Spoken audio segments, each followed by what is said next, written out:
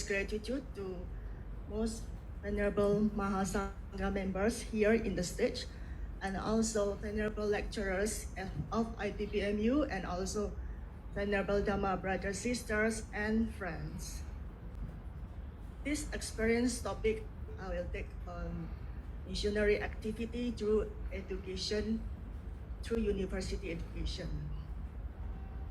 So first of all, I would like to share my experience. For many years, I've been traveled to learn Buddhism in abroad. It's about for 10 years.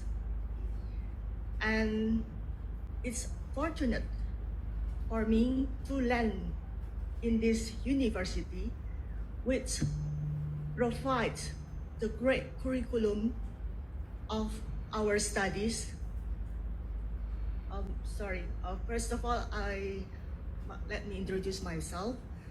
My name is Parami. I'm the current student PAP.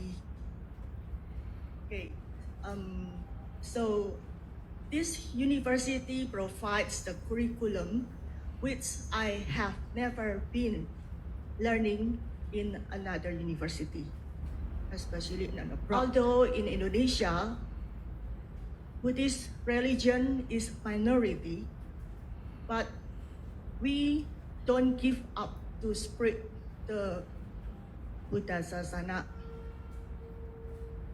In this occasion, especially I have the Buddhist studies in Indonesia named Dhamma Vihari Buddhist Studies, and I really appreciate and gratitude to my teacher, Asinkamida is my spiritual teacher, who could not participate in this occasion because of many syllabus and subjects, which train us to be the better student, especially to balance the IQ, EQ, and SQ.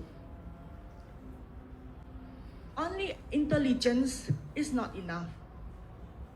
We have to balance emotional, especially to build our self-discipline, and we later develop the spiritual quality.